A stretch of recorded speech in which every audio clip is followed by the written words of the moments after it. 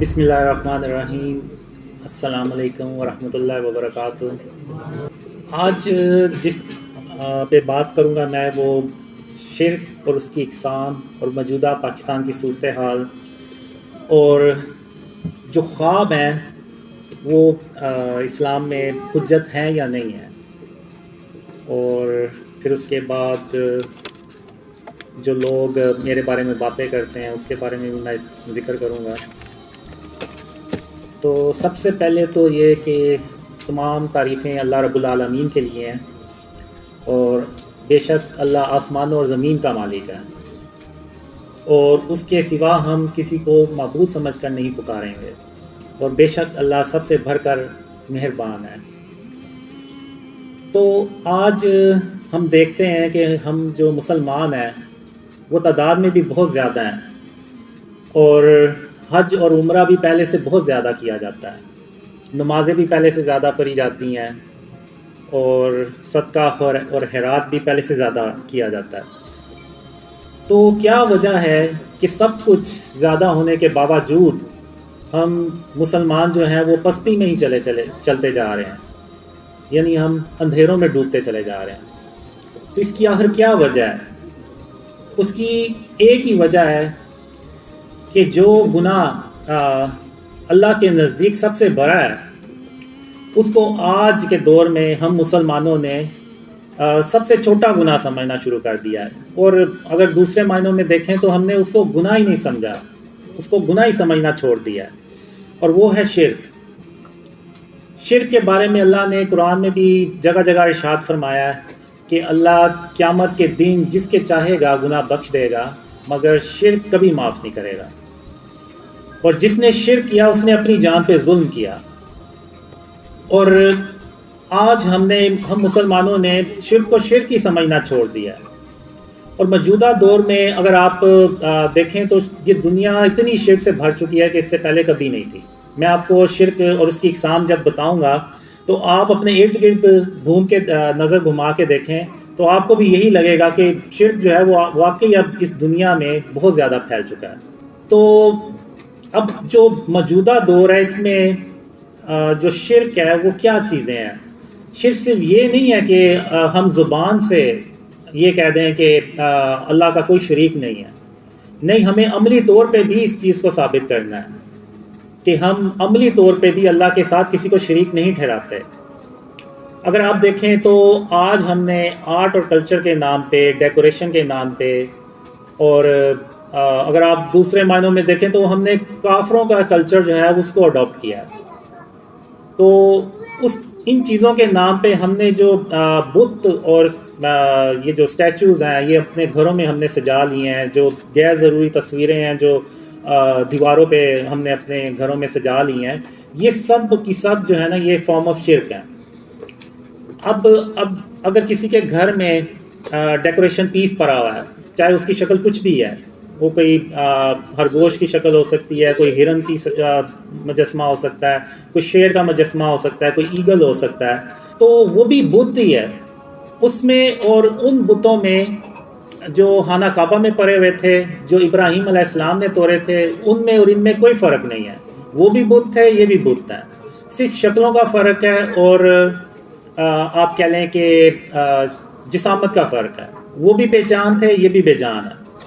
وہ بھی اس وقت کے لوگوں کو نہ کوئی نفع یا نقصان پہنچا سکتے تھے، اور یہ بھی آج کے دور میں نہ کسی کو نفع یا نقصان پہنچا سکتے ہیں۔ تو ابراہیم علیہ السلام، ان کو ان بتوں سے کوئی مسئلہ نہیں تھا، چاہتے تو وہ پرے رہتے، ان کو کیا تھا، وہ تو ایک اللہ کی عبادت کرتے تھے، لیکن انہوں نے ان بتوں کو توڑ کے تو یہ عملی طور پہ ثابت کیا کہ وہ صرف زبان سے یہ نہیں کہتے بلکہ عملی طور پہ بھی اللہ کے ساتھ کسی کو شریک نہیں ٹھہراتے۔ اب ابراہیم علیہ السلام کے دور میں جب شہر کے لوگ سب باہر چلے گئے تو ابراہیم علیہ السلام نے سارے بتوں کو توڑ دیا، ایک بت کو نہیں توڑا جو بڑا بت تھا، اور اس کے کندھے پہ وہ کلہارا رکھ دیا۔ اور جب شہر کے لوگ باہر سے واپس آئے تو انہوں نے دیکھا کہ ہمارے باطل خداؤں کو کسی نے توڑ دیا ہے، تو ان میں سے ایک نے کہا کہ ہم نے ابراہیم علیہ السلام کو ان کے بارے میں باتیں کرتے سنا ہے۔ تو جب ابراہیم علیہ السلام کو بلایا گیا تو انہوں نے کہا کہ آپ اس بڑے بت سے پوچھیں یہ آپ کو بتائے گا کہ یہ کس نے یہ سارا باقی بت توڑے ہیں. تو وہ جو کافر تھے انہوں نے کہا یہ بت کیسے بات کر سکتا ہے، یہ تو بے جان ہے. تو ابراہیم علیہ السلام نے کہا کہ اگر یہ بے جان ہے، یہ تمہیں کچھ بتا نہیں سکتا کہ یہ کس نے ان کو توڑ دیا، تو پھر تم ان کی پوجا کیوں کرتے ہو؟ کیوں نہیں ایک اللہ رب العالمین کی عبادت کرتے؟ تو وہ بجائے سمجھنے کے، غور و فکر کرنے کے، وہ ابراہیم علیہ السلام کے اور بھی خلاف ہو گئے. تو اسی طرح اگر آپ دیکھیں تو خاتم النبیین محمد صلی اللہ علیہ وآلہ وسلم فتح مکہ پہ جب خانہ کعبہ پہنچے تو محمد صلی اللہ علیہ وسلم کو ان بتوں سے کوئی مسئلہ نہیں تھا. وہ چاہتے تو صحابہ کرام سے کہہ سکتے تھے کہ ان بتوں کو اٹھا کے تو شہر سے باہر پھینکاؤ، خود ہی یہ کافر لوگ اس کو اٹھا کے لے جائیں گے. لیکن حضرت محمد صلی اللہ علیہ وآلہ وسلم نے ان بتوں کو اپنے ہاتھوں سے توڑا اور سب صحابہ کے سامنے توڑا، اور یہ پیغام دیا کہ میں نے صرف زبان سے نہیں بلکہ عملی طور پہ بھی شرک کو اپنے آپ سے بچایا ہے اور ان بتوں کو توڑا ہے. اور یہ پیغام انہوں نے اپنی امت کو قیامت تک کے لیے بتا دیا کہ آپ لوگوں نے بھی اپنے گھروں میں، اپنے علاقوں میں بتوں کو سجانا نہیں ہے بلکہ ختم کرنا ہے. تو اب لوگ مجھے باتیں کرتے ہیں کہ جی میری داڑھی نہیں ہے، میری نمازیں نہیں ہیں. تو یہ جو شرک ہے، یہ جو بت ہیں، ان کو ختم کرنا، ان تصویروں کو ختم کرنا بھی تو سنت ہے.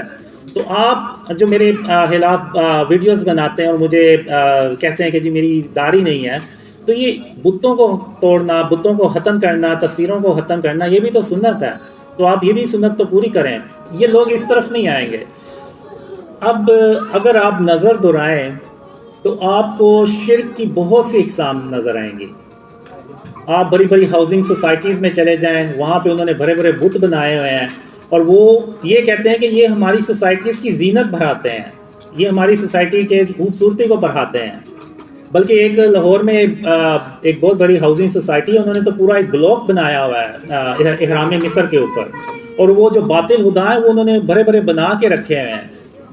تو اب یہ کیسے ہو سکتا ہے کہ ہم ایک اسلامک ملک میں رہتے ہیں، پاکستان ایک اسلامک کنٹری ہے، تو یہاں پہ اگر ہم باطل خداؤں کو، ان کے مجسموں کو ادھر جگہ جگہ سجائیں گے تو آپ کا کیا خیال ہے کہ اللہ ہماری مدد کرے گا؟ اللہ کبھی ہماری مدد نہیں کرے گا. ہم جو ہے وہ اپنے راستے سے بہت دور بھٹک چکے ہیں. تو آج ہمیں جو ہے یہ اپنے آپ کو ان جو شرک کی فارمز ہیں، جو شرک ہیں، ان سے اپنے آپ کو بچانا ہوگا، ورنہ آپ بھول جائیں کہ اس ملک میں کوئی خوشحالی آئے گی، اللہ کی مدد آئے گی. بہت سے لوگ مجھ سے پوچھتے ہیں کہ تمہیں خوابوں میں کیا آیا کہ کب پاکستان کے حالات صحیح ہوں گے؟ تو میں اپنے خوابوں کی بیس پہ کہتا ہوں کہ جب تک ہم اپنے آپ کو شرک اور اس کی اقسام سے نہیں بچائیں گے، اس ملک کو شرک اور اس کی اقسام سے نہیں پاک کریں گے، تو تب تک آپ بھول جائیں کہ اللہ کی کوئی مدد آئے گی، اور تب تک پاکستان کے جو حالات ہیں وہ مزید خراب ہی ہوتے چلے جائیں گے اور بہتری کی کوئی امید نہیں ہے. تو اگر دیکھیں تو آپ بڑے بڑے بینرز لگے ہوئے ہیں جن پہ غیر ضروری تصاویر ہیں، تو یہ بھی سب فارم آف شرک ہے. ایک حدیث ہے کہ جس گھر میں تصویر ہوگی وہاں پر اللہ کی رحمت کے فرشتے نہیں آئیں گے. تو جب ایک تصویر سے اللہ کی رحمت کے فرشتے نہیں آئیں گے تو یہ جو بت ہیں جو ہم نے اپنے گھروں میں سے جائے ہوئے ہیں، ان کے ہوتے ہوئے تو سوال ہی پیدا نہیں ہوتا کہ اللہ ہماری کوئی مدد کرے. اب میں نے جب اپنے خواب شیئر کرنا شروع کیے تو مجھے اللہ نے بہت سے خوابوں میں دکھایا بھی اور بتایا بھی کہ قاسم میں تیری سے اس لیے مدد کر رہا ہوں کہ تو نے اپنے آپ کو شرک اور اس کی اقسام سے بچانا شروع کر دیا. تو اب اتنے یعنی آپ دیکھیں کہ شرک اتنا پینیٹریٹ کر چکا ہے کہ مکہ اور مدینہ بھی ان چیزوں سے پاک نہیں رہے. آپ نے اکثر دیکھا ہوگا یوٹیوب پہ آپ جائیں، آپ سرچ کریں تو بہت سی آپ کو ایسی ویڈیوز نظر آئیں گی جس میں لوگوں نے اپنے جسموں پہ ٹیٹوز بنوائے ہوئے ہیں اور ان میں وہ تصاویر بنی ہوئی ہیں، اور وہ اسی کے ساتھ عمرہ کر رہے ہیں، اسی کے ساتھ وہ مدینے میں جا کے نمازیں پڑھ رہے ہیں. اور اگر آپ دیکھیں تو بہت سے لوگ مکہ اور مدینہ میں ٹی شرٹس پہن کے جاتے ہیں، قمیضیں پہن کے جاتے ہیں جن کے اوپر شیروں کے یا اس طرح سے دوسرے جانوروں کی تصویریں بنی ہوتی ہیں. تو اگر آپ دیکھیں تو ہمارے جو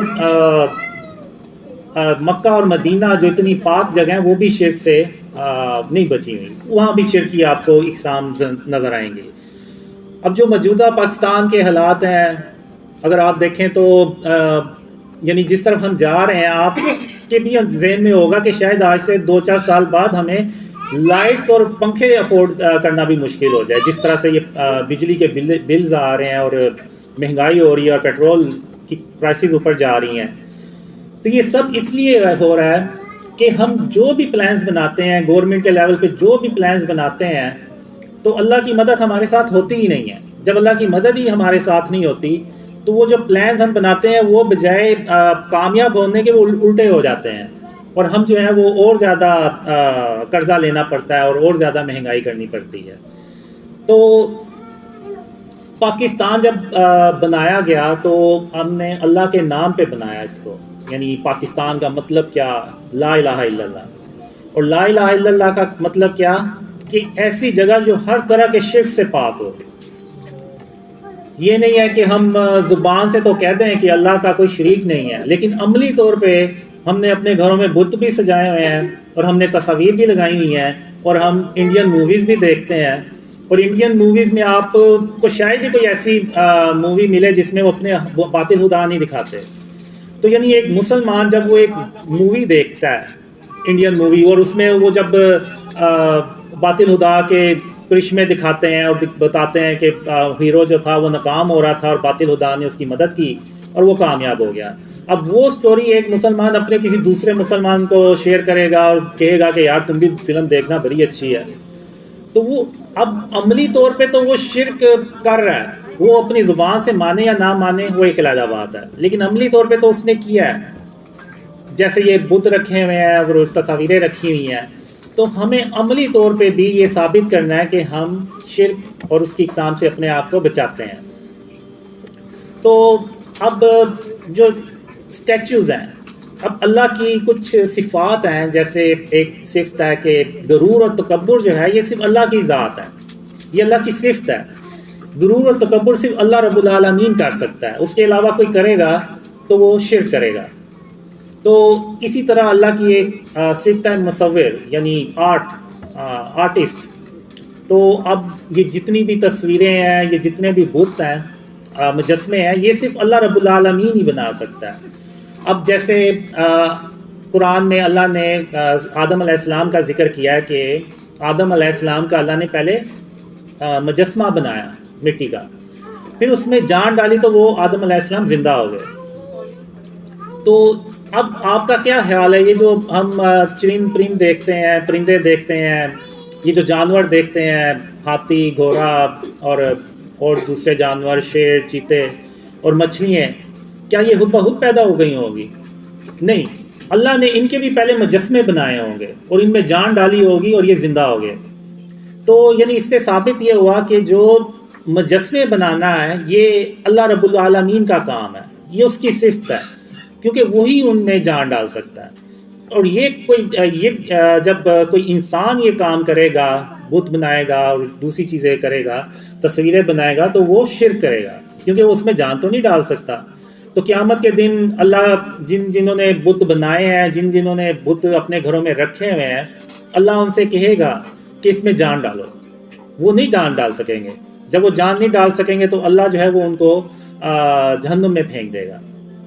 تو اس لیے یہ جو مجسمے بنانا، یہ سارے کام جو ہیں یہ اللہ رب العالمین کے ہیں، یہ ہم انسانوں کے نہیں ہیں۔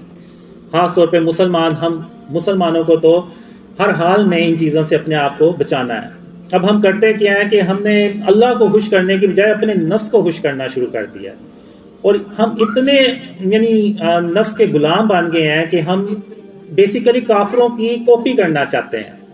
یہ جو مجسمے بنا کے اپنے گھروں میں سجانے کی یہ جو روایت ہے یہ کافروں میں ہے، تو ہم نے ان سے یہ چیزیں اڈاپٹ کی ہیں، اور ہم انہی کے جیسے بننے کے چکروں میں ہم نے یہ بھی نہیں دیکھا کہ یہ سب شرک ہے اور یہ سب شرک و فارمز ہے، اور ہم نے انہی کو اپنے گھروں میں سجا لیا ہے کہ یہ دکھانے کے لیے کہ جی ہم تو بڑے ماڈرن ہو گئے ہیں۔ تو ہمیں یہ دیکھنا ہے کہ ہم اللہ رب العالمین کو ہم نے راضی کرنا ہے، اور اللہ کو ہم کیسے راضی کر سکتے ہیں؟ وہ صرف اس لیے ایسے کر سکتے ہیں کہ ہم اپنے آپ کو شرک اور اس کی اقسام سے بچائیں، ورنہ آپ بھول جائیں کہ اللہ کی کوئی مدد آئے گی یا پاکستان میں کوئی خوشحالی آئے گی۔ اسی طرح قرآن میں ایک اللہ نے مثال دی ہوئی ہے کہ عیسیٰ علیہ تم السلام میرے نے حکم سے مٹی کے پرندے کی شکل بناتے، پھر اس میں پھونک مار دیتے تھے تو وہ میرے حکم سے سچ مچ کا پرندہ بن اس جاتا سے تھا۔ اللہ یہ بھی ہمیں سمجھانا چاہ رہا ہے کہ ہم نے یعنی جو مجسمہ بناتا ہے یا بت بناتا ہے تو وہ پھر اس کو اس میں جان بھی ڈالنی ہوگی۔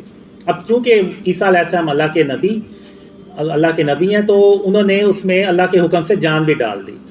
تو ہمیں اللہ نے ان مثالوں سے یہ ہمیں بتانے کی کوشش کی ہے کہ جو بت ہے نا، ہم نے ان سے اپنے آپ کو بچانا ہے، کیونکہ ہم اس میں جان نہیں ڈال سکتے۔ تو جب جان ہی نہیں ڈال سکتے تو پھر اور جب ہمیں یہ کوئی نفع نہیں پہنچا سکتے، کوئی نقصان نہیں پہنچا سکتے، تو پھر ہم ان کو کیوں رکھتے ہیں؟ اور ہم نے تو اپنے نبی خاتم النبیین محمد صلی اللہ علیہ وسلم کی سنت پہ عمل کرنا ہے۔ یہ بھی محمد صلی اللہ علیہ وسلم کی سنت ہے، جو بتوں کو ختم کرنا، تصویروں کو ختم کرنا۔ ایک حدیث ہے کہ حضرت محمد صلی اللہ علیہ وسلم نے حضرت علی رضی تعالیٰ عنہ کو ایک مشن دیا کہ علی رضی تعالیٰ عنہ آپ جائیں اور جتنی بھی آپ کو قبریں اونچی نظر آئیں ان کو برابر کر دیں، اور جتنی بھی تصاویریں اور آپ کو یہ جو دوسری چیزیں ملیں آپ ان کو ختم کر دیں۔ یہ ان کو مشن دیا خاتم النبیین محمد صلی اللہ علیہ وسلم نے۔ تو اگر ہم چاہتے ہیں کہ ہمارا ملک جو ہے وہ ترقی کرے، ہمارے ملک میں خوشحالی آئے، تو ہمیں اللہ رب العالمین کو خوش کرنا ہے، اور ہم اللہ رب العالمین کو تبھی خوش کر سکتے ہیں جب ہم شرک اور اس کی اقسام سے بچائیں، ورنہ ہم ہر کام پہلے سے زیادہ کرتے ہیں، لیکن آخر کیا وجہ ہے کہ اللہ کی مدد ہمارے ساتھ نہیں ہے؟ تو اس کی ایک ہی وجہ ہے کہ آج ہم شرک جو ہے اس کو شرک ہی نہیں سمجھتے، اس کو کوئی گناہ ہی نہیں سمجھتے، بلکہ اس کو تو ہم اپنے گھروں کی زینت سمجھتے ہیں کہ یہ جو بت ہیں، یہ جو ڈیکوریشن پیسیز ہیں، یہ ہمارے گھروں کی زینت بڑھاتے ہیں، یہ ہماری ہاؤسنگ سوسائٹیز کی زینت بڑھاتے ہیں۔ تو بجائے اس کے کہ جو گناہ سب سے بھرا ہے اللہ کے نزدیک، جس کی کوئی معافی نہیں ہے، اس کو آج مسلمانوں نے ایک چھوٹا سا گناہ سمجھ لیا۔ تو آج ہمیں اس پہ غور و فکر کرنے کی ضرورت ہے۔ اس کے بعد میں آؤں گا کہ ڈریمز جو ہیں، یہ جو خواب ہے، کیا یہ حجت اسلام میں حجت ہیں یا نہیں ہے؟ تو اس سے پہلے میں یہی سمجھتا رہا تھا کہ یہ شاید کوئی حدیث ہے جس میں یہ ہے کہ جو خواب ہیں وہ حجت نہیں ہوتے۔ تو میں نے کچھ دن پہلے عرفان بھائی سے پوچھا کہ آپ مجھے یہ بتائیں یہ حدیث ہے یا کیا ہے؟ اگر حدیث ہے تو اس کا ریفرنس کیا ہے؟ تو عرفان بھائی نے مجھے بتایا کہ یہ کوئی حدیث نہیں ہے، یہ صرف علماء کا ایک موقف ہے کہ جو ڈریمز ہیں یہ اسلام میں حجت نہیں ہوتے۔ تو میں یہی سمجھا تھا جیسے وہ مخالفین جو ہیں وہ ایسے ویڈیوز بناتے ہیں اور ایسے بتاتے ہیں کہ خواب جو ہیں وہ حجت نہیں ہوتے، تو میں یہ سمجھا کہ شاید یہ حدیث ہے، اور شاید میرے جیسے اور بھی بہت سے لوگ سمجھتے ہوں کہ یہ حدیث ہے۔ تو بعد میں مجھے پتہ چلا کہ یہ حدیث نہیں ہے، یہ علماء کا موقف ہے۔ تو میری علماء سے یہ گزارش ہے کہ وہ اپنا اس پہ کلیئر موقف دیں کہ خواب جو ہے وہ حجت کیوں نہیں ہو سکتے۔ تو عرفان بھائی نے مجھے بتایا کہ صرف وہ خواب حجت نہیں ہوتے جس میں کوئی غیر شرعی احکامات ہوں، جس میں ایسی کوئی بات نہیں ہے، وہ خواب حجت ہوتے ہیں۔ اب میرے خوابوں میں سب سے اہم پیغام ہی یہ ہے کہ اپنے آپ کو شرک اور اس کی اقسام سے بچائیں، تو یہ حجت ہے، پوری امت کے لیے حجت ہے، اس میں ایسی کیا برائی ہے؟ تو اب یہ دیکھیں کہ جو ڈریمز ہیں ان میں یعنی میرے جو مخالفین ہیں وہ بھی اپنی ویڈیوز میں یہ کہتے ہیں کہ اس کے جو خواب ہیں، جو اس کو خوابوں میں پیغامات دیے گئے ہیں، وہ آلریڈی پہلے سے حدیثوں میں موجود ہے، قرآن میں موجود ہے، یعنی وہ بھی اس چیز کو ایکسیپٹ کر رہے ہیں کہ اس کے خوابوں میں ایسی کوئی بات نہیں ہے جو قرآن اور حدیث سے ٹکرائے، یعنی اس کا مطلب ہے کہ وہ حجت ہے۔ پھر یہ ایک جو میرے ڈریمز ہیں یہ ایک طرح سے پوری امت کے لیے ایک ریمائنڈر ہے کہ اللہ ایک پیغام سے، ایک خوابوں کے ذریعے سے ایک پیغام ہمیں دے رہا ہے، ایک ریمائنڈ کروا رہا ہے کہ اس دور میں جس میں آپ کہہ لیں کہ شرک اتنا بڑھ چکا ہے کہ لوگوں نے شرک کو شرک ہی سمجھنا چھوڑ دیا ہے، تو اللہ نے وہ ایک ریمائنڈر بھیجا ہے کہ آپ اپنے آپ کو شرک سے بچائیں اور اس کی اقسام سے بچائیں۔ اور جو اللہ نے مجھے خوابوں میں یہ بھی بتایا کہ شرک کی اقسام کیا ہیں اور ان سے ہم کیسے بچ سکتے ہیں، تو وہ میں انشاءاللہ آگے جا کے وہ بھی ڈسکس کروں گا۔ تو میری علماء سے یہ گزارش ہے کہ وہ اس چیز پہ کلیئر موقف دیں کہ خواب جو ہیں وہ اسلام میں حجت کیوں نہیں ہو سکتے۔ تو ایسا نہ ہو کہ اللہ اپنی رحمت سے جب یہ خواب سچ کر دکھائے تو یہ جو دوسرے جو مسلمان ہیں، خاص طور پہ جو آپ کو فالو بھی کرتے ہیں، وہ آپ سے پھر یہ کہتے پھریں گے کہ آپ تو کہا کرتے تھے کہ ڈریمز حجت نہیں ہوتے، تو اس کے خوابوں پہ عمل کرتے ہوئے جب ہم نے اس ملک کو شرک اور اس کی اقسام سے پاک کیا تو اللہ کی رحمتیں اور برکتیں نازل ہوئیں اور ہم ان مشکلات سے باہر نکل گئے اور اس ملک میں خوشحالی آ گئی۔ تو آپ کہتے تھے کہ یہ حجت نہیں ہوتے، اس کے خواب تو پاکستان کے لیے حجت بن گئے ہیں، اور بلکہ نہ صرف پاکستان کے لیے بلکہ پوری امت کے لیے حجت بن گئے ہیں۔ پوری امت کو یہ پیغام کیا پوری دنیا میں کہ اگر آپ نے بھی ان اندھیروں سے باہر نکلنا ہے تو آپ بھی اپنے آپ کو شرک اور اس کی اقسام سے بچائیں، تو آپ بھی اسی طرح ہی خوشحال ہو جائیں گے جیسے کہ آج پاکستان کے لوگ ہیں۔ تو ایسا نہ ہو کہ کل کو آپ لوگ جو ہیں مسلمان وہ آپ علماء کو یہ کہتے کہیں کہ آپ کی یہ بات غلط تھی تو ہو سکتا ہے آپ کی باقی باتیں بھی غلط ہوں، تو وہ آپ کی باقی باتوں پہ بھی یقین نہ کریں۔ تو میری آپ سے یہ گزارش ہے کہ آپ اس پہ کلیئر موقف دیں کہ کون سے خواب حجت ہوتے ہیں اور کون سے خواب حجت نہیں ہوتے، کیونکہ جو میرے مخالفین ہیں وہ اس چیز کو بیس بنا کے کہتے ہیں کہ ڈریم جو ہیں وہ حجت نہیں ہوتے۔ میں آپ کو مثالیں بھی دوں گا کہ اسلام میں خوابوں کی اہمیت کتنی زیادہ ہے۔ پہلی مثال میں دوں گا آپ کو کہ ہم ہر سال جو بڑی عید پہ قربانی کرتے ہیں وہ بھی ایک خواب کے نتیجے میں ہم کرتے ہیں۔ ابراہیم علیہ السلام کو خواب آیا تھا کہ وہ اپنے بیٹے اسماعیل کو اللہ کی راہ میں قربان کرتے ہیں۔ تو جب ابراہیم علیہ السلام جب یہ عمل کرنے لگے تو اللہ نے ارشاد فرمایا کہ بس ابراہیم بس، آپ نے اپنا خواب سچ کر دکھایا۔ تو اللہ نے ان کی جگہ ایک دمبا بھیج دیا جس کو ابراہیم علیہ السلام نے قربان کیا، اور وہ اللہ کو عمل اتنا پسند آیا کہ قیامت تک کے مسلمانوں کے لیے اللہ نے یہ فرض کر دیا کہ جو اس کی استطاعت رکھتا ہے وہ بڑی عید پہ قربانی کرے۔ تو یہ بھی ایک خواب کا نتیجہ تھا۔ پھر اس کے بعد اگر آپ دیکھیں تو یوسف علیہ السلام، ان کو بھی خواب آیا، اور یوسف علیہ السلام کے دور میں کافر بادشاہ جس نے یوسف علیہ السلام پہ ظلم کیا، ان کو جیل میں بھیج دیا، اس ظالم بادشاہ کو ایک خواب آیا کہ 7 پتلی گائیں جو ہیں وہ 7 موٹی گایوں کو کھا رہی ہیں۔ تو اس وقت کسی کو اس کی تعبیر ہی نہیں سمجھ آئی۔ تو بادشاہ کا ایک درباری ہوتا تھا، تو اس نے کہا کہ مجھے ایک شخص کا پتہ ہے، وہ آپ کو اس خواب کی تعبیر بالکل صحیح بتائے گا۔ ان کا نام ہے یوسف علیہ السلام۔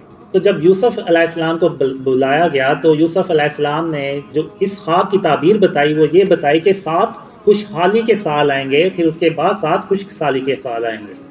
تو آپ نے خوشحالی کے سالوں میں جو اناج جمع کیا ہوگا وہ آپ نے باقی خشک سالی کے سالوں میں ان کو استعمال کرنا ہے۔ تو پھر یوسف علیہ السلام کو یہ اس کی ذمہ داری دی گئی کہ آپ اس پہ کام کریں۔ تو یوسف علیہ السلام نے اللہ کی مدد سے اس پہ کام کیا، اور وہ اس وقت کے لوگ جو ہیں وہ اس قحط زدہ جو سال تھے ان سے وہ بچ گئے۔ تو وہ بھی ایک خواب تھا، اور وہ ایک ظالم بادشاہ کا خواب تھا جو اللہ کو مانتا بھی نہیں تھا، تو اس کا خواب بھی سچا ہوا۔ تو اس کے بعد اگر آپ دیکھیں تو جو اذان ہوتی ہے وہ بھی 3 صحابہ کو خوابوں میں آیا اذان کے بارے میں، جو ہم دن میں 5 بار سنتے ہیں۔ تو اب علماء کہیں گے کہ یہ نبیوں کے خواب تھے یا نبیوں نے اپروو کیے تھے خواب۔ وہ جو ظالم بادشاہ کو خواب آیا تھا وہ یوسف علیہ السلام یعنی اللہ کے نبی نے وہ خواب اپروو کیا تھا۔ تو چلیں یہ بھی مان لیتے ہیں، کیونکہ جو نبی کا خواب ہوتا ہے وہ وہی ہوتا ہے، بلکہ نبی جو ہوتے ہیں اللہ کے، ان کا ایک ایک بات ایک ایک عمل وہ اللہ کی طرف سے ہوتا ہے۔ تو چلیں یہ بھی مان لیتے ہیں کہ وہ چونکہ نبیوں نے اپروو کیا تھا۔ تو اب میں ایک آپ کو ایسی مثال دوں گا جو یعنی خاتم النبیین محمد صلی اللہ علیہ وسلم کے بعد ایک آدمی کو خواب آیا تھا، اور وہ خواب اس وقت کے خلیفہ کے لیے بھی حجت بنا اور اس وقت پوری کی جو پوری امت تھی ان کے لیے بھی وہ حجت بنا۔ وہ خواب یہ کہ حضرت عمر رضی تعالیٰ عنہ جب خلیفہ تھے تو ان کے دور میں قحط پڑ گیا، اور قحط اتنا زیادہ پڑ گیا کہ حضرت عمر رضی تعالیٰ عنہ کو جو گورنرز تھے ان سب کو انہوں نے کام پہ لگا دیا کہ آپ جو ہے وہ اناج بھیجیں، اور جب آپ اناج بھیجیں اور یہ جو قحط جدھر پڑا ہوا ہے اس کو ہم کنٹرول کریں۔ تو حضرت عمر رضی تعالیٰ عنہ نے پھر ایسا سسٹم بھی بنایا کہ گورنمنٹ کے لیول پہ 30,000 لوگوں کو، تقریباً 30,000 لوگوں کو مدینہ میں ہر روز کھانا کھلایا جاتا تھا، اور اتنا قحط تھا کہ حضرت عمر رضی تعالیٰ عنہ کو وہ قانون جو محمد صلی اللہ علیہ وسلم نے بنایا تھا، یعنی چور کا ہاتھ کاٹنا، اس کو بھی چینج کیا کہ قحط زیادہ علاقے میں یہ قانون لاگو ہی نہیں ہوتا۔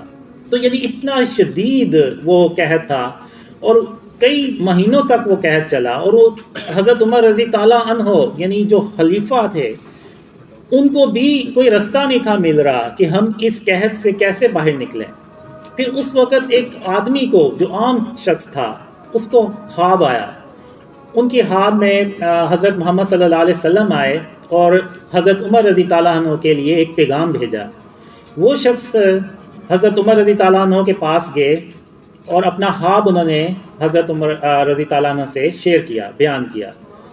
تو اب آپ یہ دیکھیں کہ وہ ایک عام اس وقت کے انسان تھے، تو حضرت عمر رضی تعالیٰ عنہ نے ان سے یہ نہیں پوچھا آپ کی کریڈیبلٹی کیا ہے، آپ کی کیا یعنی حیثیت ہے، اس خواب کو میں کیوں مانوں۔ نہ حضرت عمر رضی تعالیٰ عنہ نے یہ کہا کہ نعوذ باللہ، کیونکہ ان کے دل میں کوئی کینہ اور بغض اور غرور تکبر تو نہیں تھا، تو نہ حضرت عمر رضی تعالیٰ عنہ نے یہ کہا کہ میں وہ ہوں جس کے بارے میں خود خاتم النبیین محمد صلی اللہ علیہ وسلم نے فرمایا کہ اگر ان کے بعد کوئی نبی ہوتا تو وہ حضرت عمر رضی تعالیٰ عنہ ہوتے۔ نہ حضرت عمر رضی تعالیٰ عنہ نے یہ کہا کہ میرے بارے میں حضرت محمد صلی اللہ علیہ وسلم نے خود یہ ارشاد فرمایا ہوا ہے کہ جہاں سے عمر گزرتا ہے وہاں شیطان اپنا رستہ ہی بدل لیتا ہے۔ اور نہ حضرت عمر رضی تعالیٰ عنہ نے یہ کہا کہ مجھے اللہ نے اپنی رحمت سے عشرہ مبشرہ میں شامل کیا، تو میں کیسے تم مجھے کیسے اپنا خواب جو ہے وہ اس طرح سے بتا رہے ہو۔ انہوں نے ایسا کوئی سوال نہیں پوچھا، کوئی ایسی بات نہیں کی۔ یہ جو میرے مخالفین ہیں جو ویڈیوز بناتے ہیں وہ کہ جی میری داڑھی نہیں ہے، میری نمازیں نہیں ہیں، اس کی کیا حیثیت ہے، اس کی کریڈیبلٹی کیا ہے، یہ تو دماغی طور پہ پاگل ہے، اور پتہ نہیں کون سی کیسی باتیں کرتے ہیں۔ یعنی یہ ایسے باتیں کرتے ہیں جیسے پتہ نہیں دنیا کا جو علم ہے وہ اللہ نے نعوذ باللہ انہی کو صرف سکھایا اور کسی کے پاس نہیں ہے۔ تو حضرت عمر رضی تعالیٰ عنہ نے ایسی کوئی بات نہیں کی، بلکہ انہیں اپنی فکر ہو گئی کہ آخر میں نے ایسا کیا کیا ہے کہ خاتم النبیین محمد صلی اللہ علیہ وسلم کو اب میرے خواب میں نہیں آئے بلکہ کسی دوسرے خواب کے بندے کے خواب میں آئے ہیں اور میرے لیے پیغام بھیجا ہے، تو آخر مجھ سے ایسی کیا بات ہو گئی۔ تو پھر اس کے بعد حضرت عمر رضی تعالیٰ عنہ نے اس خواب کے بارے میں باقی صحابہ سے مشورہ بھی کیا، اور پھر ایک خطبے کے دوران، جمعے کے خطبے کے دوران حضرت عمر رضی تعالیٰ عنہ نے یہ ایکسیپٹ کیا کہ مجھ سے غلطی ہوئی ہے، تو ہم اب جو ہے نا اللہ سے نماز استسقاء پڑھیں گے، یعنی اللہ سے دعا کریں گے، نماز پڑھیں گے کہ اللہ بارش برسائے۔ تو اس کے بعد پھر حضرت عمر رضی تعالیٰ عنہ نے نماز پڑھی اور اللہ سے دعا کی، اور اس کے چند دنوں کے بعد بارشوں کا سلسلہ شروع ہو گیا اور وہ قحط ختم ہو گیا۔ یعنی اگر آپ دیکھیں تو ایک عام سے انسان کو ایک خواب آیا، اور وہ ایک عام سے انسان کا خواب اس وقت کے خلیفہ کے لیے حجت بنا، اور نہ صرف اس خلیفہ کے لیے حجت بنا بلکہ پوری امت کے لیے حجت بنا، بلکہ وہ میں تو یہ کہوں گا کہ اللہ نے اس کا خواب قیامت تک کے لیے اس امت کے لیے حجت بنا دیا۔ تو جب اس انسان کا جو خواب ہے وہ حجت بنا ایک خلیفہ کے لیے، پوری امت کے لیے، تو جو میرے خواب ہیں یہ بھی تو پوری امت کے لیے حجت بن سکتے ہیں۔ خاص طور پہ جب عمران خان کے بارے میں مجھے خواب آئے کہ عمران خان نے شرک کر کے، قبر کو سجدہ کر کے شرک کیا ہے، بلکہ شرک اکبر کیا ہے، تو یہ میرا خواب عمران خان کے لیے بھی حجت تھا۔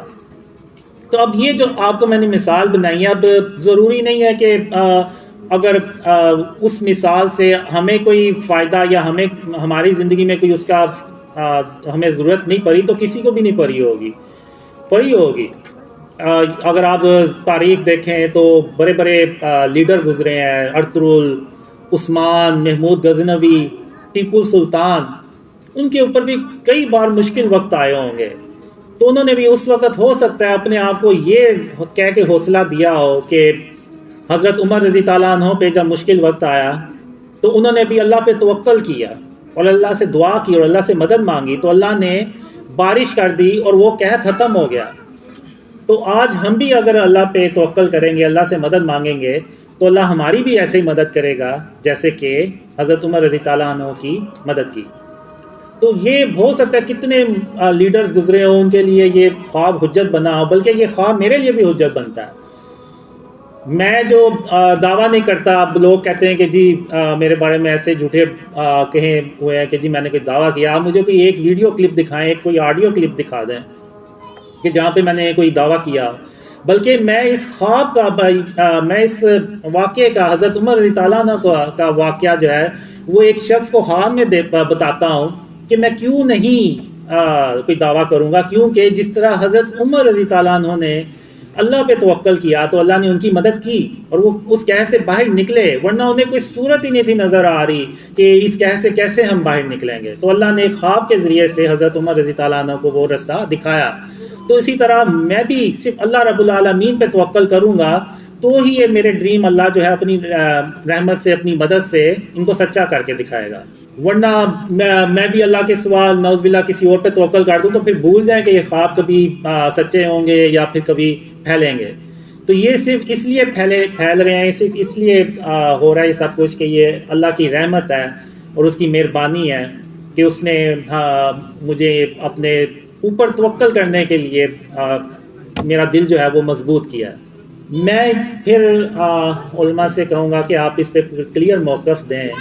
ایسا نہ ہو کہ آپ لوگوں نے جو کہا ہوا ہے کہ خواب حجت نہیں ہوتے، اور کئی لوگ آپ کی بات پہ یقین کر کے تو اتنے برے کمنٹس کرتے ہیں نا، یعنی اتنی برے.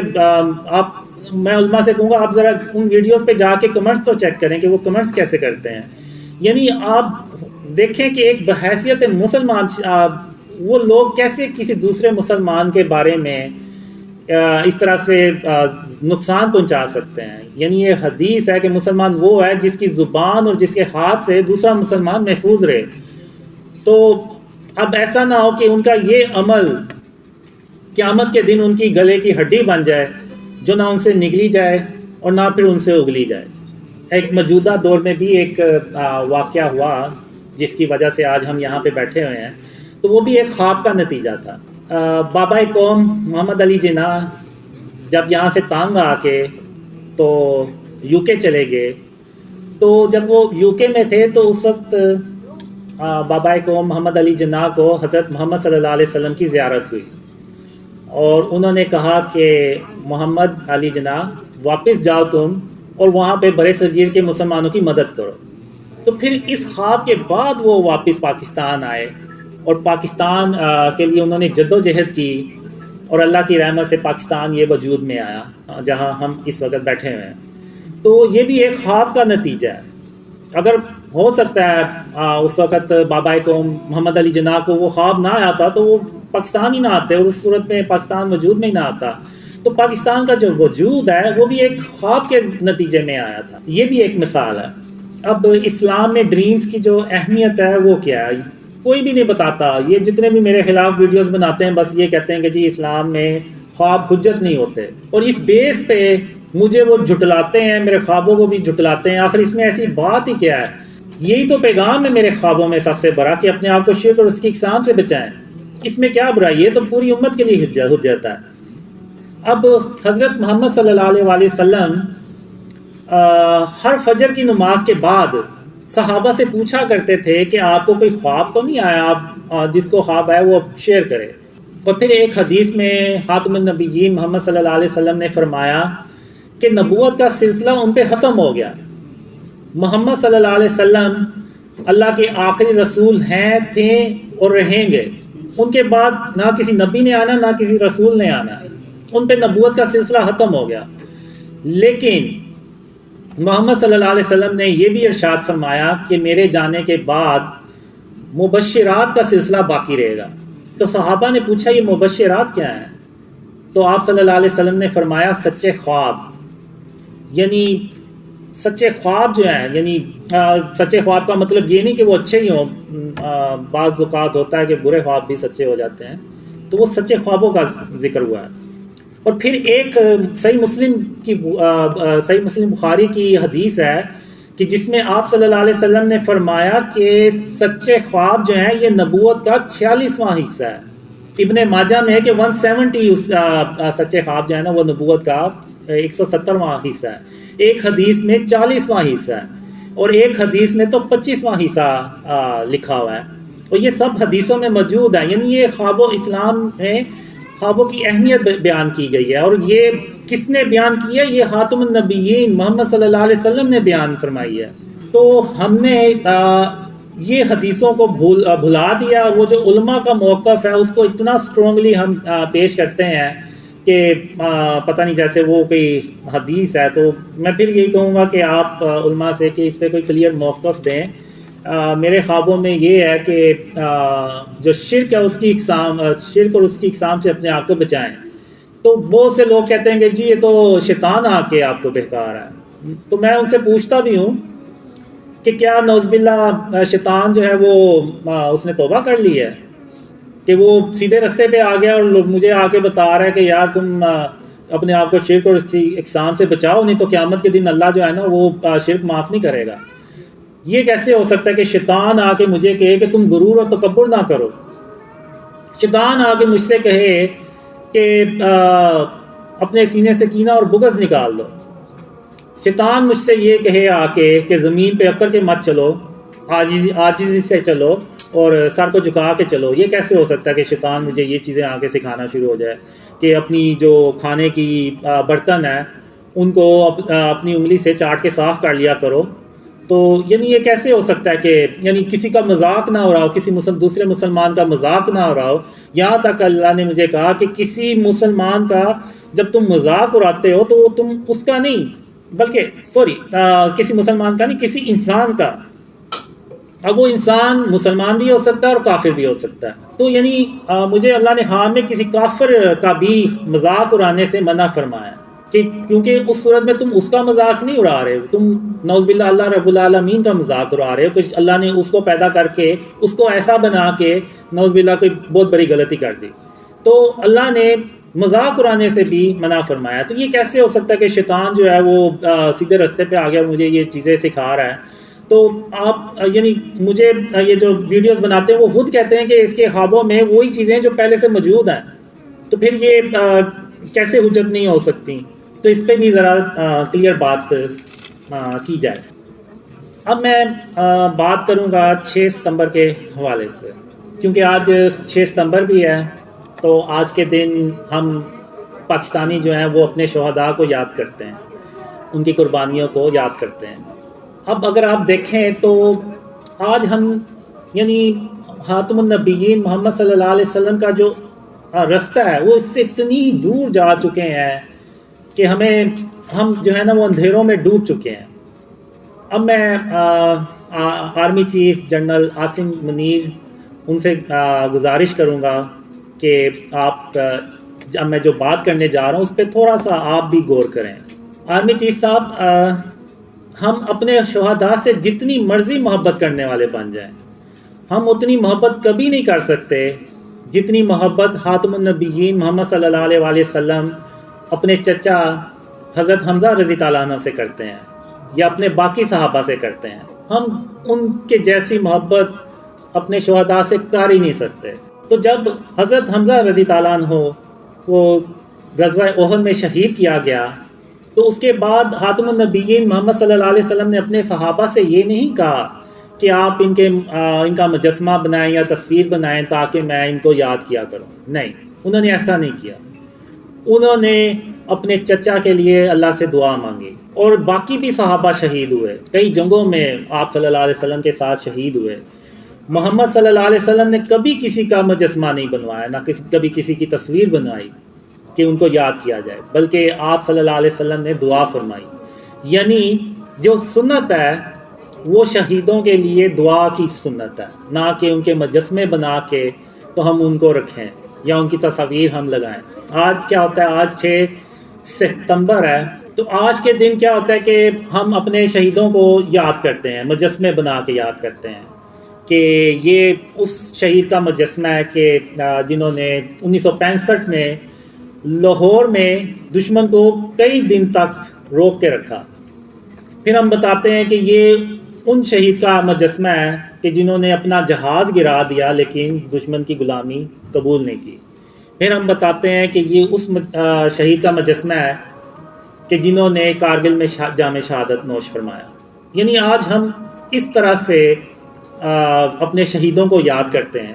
اگر آپ کافروں کو دیکھیں تو یہ کافروں کا طرز عمل ہے. وہ جو ان کے جو فوجی جنگوں میں مارے جاتے ہیں تو وہ ان کی یاد میں مجسمے بنا لیتے ہیں، پھر ان کو ایسے ہی یاد کرتے ہیں کہ یہ فلانا فوجی تھا، فلانی جنگ میں مارا گیا، 1900 یعنی پہلی جنگ عظیم میں مارا گیا، دوسری جنگ عظیم میں مارا گیا، اسی طرح یاد کرتے ہیں.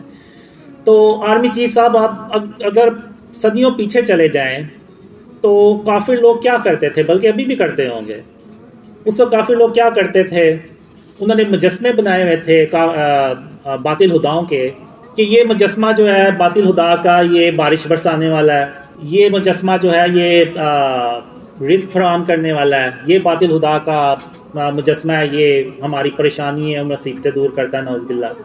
تو آج اگر آپ دیکھیں تو کیا ہم نے بھی محمد صلی اللہ علیہ وسلم کی سنت کو چھوڑ کے ان کافروں کا طرز عمل نہیں اپنا لیا اپنے شہیدوں کو یاد کرنے کے لیے؟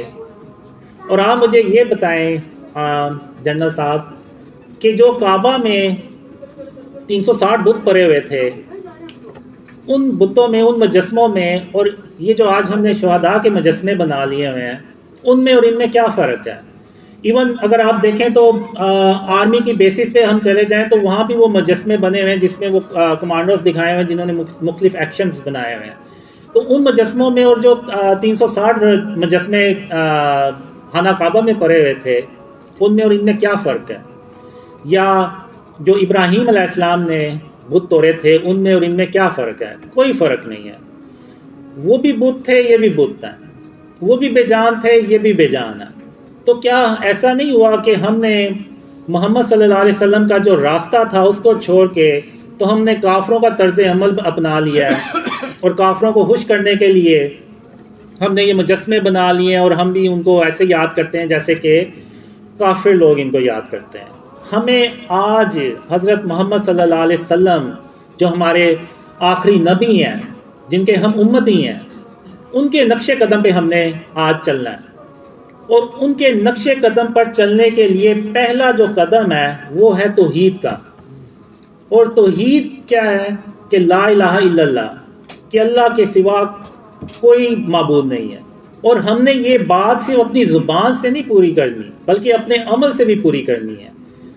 تو میں آرمی چیف صاحب سے گزارش کروں گا، ریکویسٹ کروں گا کہ آپ زیادہ نہیں، بس 5 منٹ اس بات پہ غور کریں کہ کیا ہم نے محمد صلی اللہ علیہ وسلم کے راستے کو چھوڑ کر کافروں کا راستہ نہیں اپنا لیا؟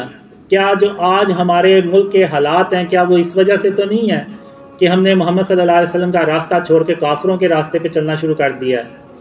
اب جو ملک کے حالات ہیں، بجلی اور پیٹرول آپ دیکھ لیں، مہنگائی اتنی زیادہ ہو گئی ہے، اس کا آرمی پہ بھی کچھ نہ کچھ تو افیکٹ پڑتا ہی ہوگا، بلکہ بہت زیادہ افیکٹ پڑتا ہوگا. تو اگر ہم نے ان مشکلات سے باہر نکلنا ہے تو ہمیں پھر یہ مجسمے ختم کرنے ہوں گے، ہمیں یہ تصویریں ختم کرنی ہوں گی.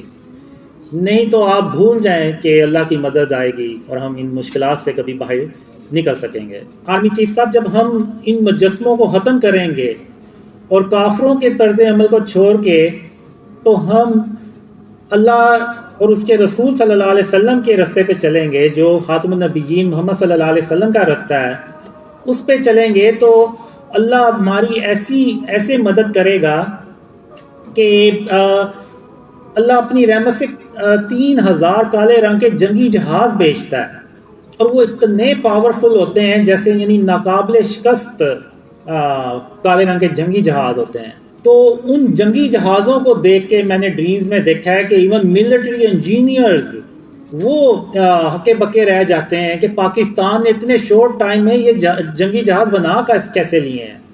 تو وہ اللہ کی مدد سے بناتے ہیں، اور وہ اللہ کی مدد تبھی آتی ہے جب ہم ہر طرح کے لیول پہ، ایون وہ گورنمنٹ کا لیول ہو، ایون وہ آرمی کا لیول ہو، ایون وہ اور پرائیویٹ سیکٹر ہو، ہر جگہ سے جب ہم شرک اور اس کی اقسام کو ختم کرتے ہیں تو تب اللہ کی مدد آتی ہے، اور تب ہم پھر اتنے طاقتور ترین جہاز بناتے ہیں کہ یعنی یہ جو امریکہ کے ملٹری انجینئرز ہیں وہ حیران ہو جاتے ہیں.